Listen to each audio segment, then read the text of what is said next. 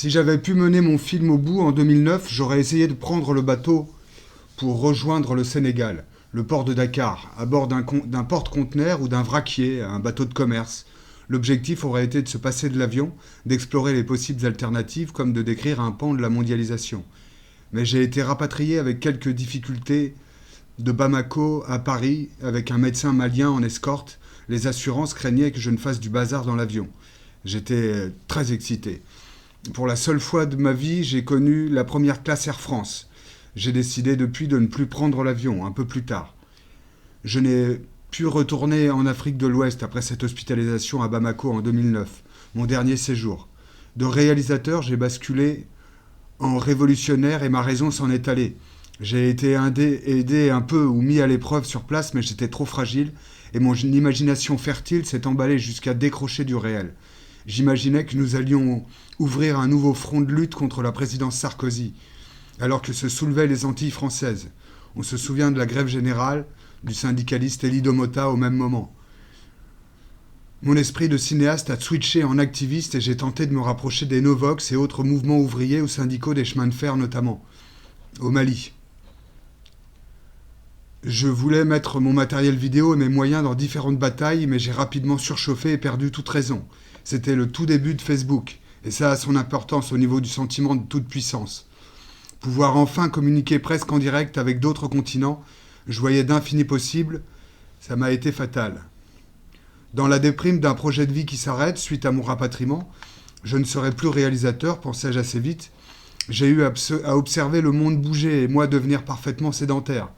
J'ai habité sous les couloirs d'atterrissage de Nantes Atlantique et pouvais suivre à l'oreille les archives de toute la France, les arrivées de toute la France ou de l'Europe. La bataille contre le transfert de l'aéroport de Notre-Dame-des-Landes s'intensifiait dans mes années de deuil, de carrière et de déprime. J'avais 25 ans et plus, je prenais de petits boulots uniquement. J'ai eu la chance de pouvoir reprendre des études de géographie à l'université, mais je n'ai pu accrocher.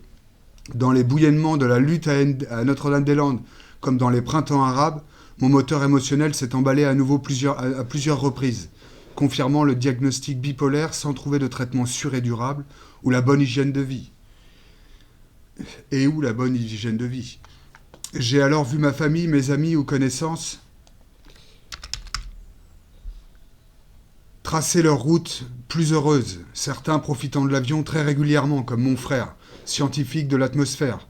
Il est spécialiste, ou en tout cas bon connaisseur, des sciences du climat, mais pour moi, sans doute y a-t-il quelques jalousies, incapable de penser le changement nécessaire.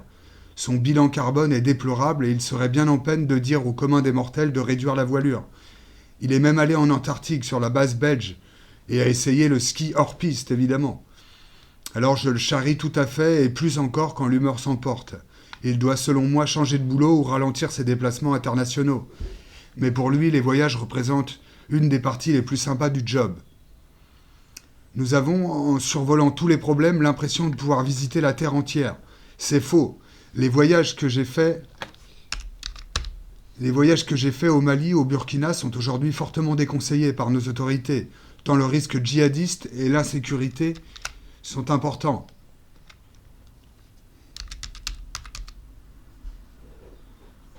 On parle ici des populations périphériques des périphériques, totalement en marge des bienfaits de la mondialisation marchande, assez déconnectées même sans le satellite.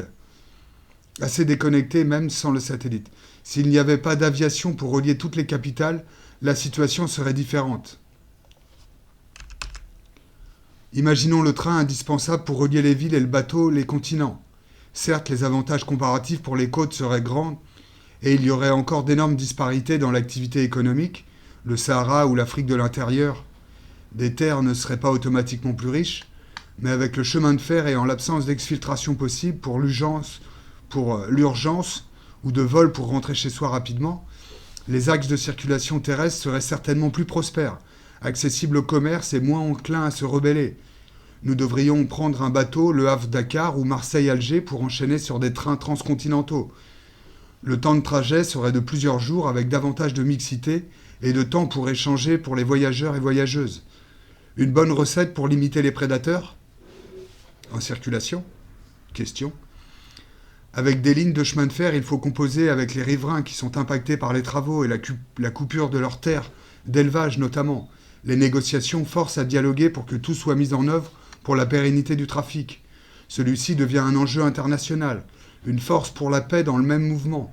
Nous avons beaucoup parlé de cela dans le train Bamako-Caille avec Saloum Souaré-Tabouret, le juriste avec qui nous avons réalisé un petit documentaire, encore visible en ligne. Bolloré a racheté la plateforme de vidéo Dailymotion depuis, comme il avait la main sur les rails au Mali et au Sénégal, étant le premier importateur, le mania de la logistique des conteneurs. L'enjeu ferroviaire était relégué au troisième plan après la route et l'avion pour les marchandises et passagers. Le désastre de la ligne ferroviaire mourante n'intéressait pas grand monde hormis les riverains abandonnés. Elle avait pourtant été d'une importance vitale au moment de sa construction dans l'époque coloniale et après les indépendances.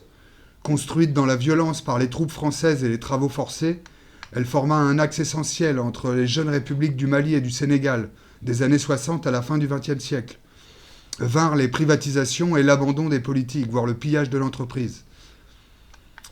En Europe, avec tous les moyens possibles, le réseau ferroviaire également est en deçà de ce qu'il pourrait être. Les interconnexions ne sont pas finalisées et il demeure des standards de rails différents malgré l'avancée dans la grande vitesse. Les décideurs prennent le moins possible le train. Il faut être lucide. L'avion offre rapidité et discrétion. Il n'y a pas à se mêler aux foules pour un jet privé ou une première classe sur un avion de ligne.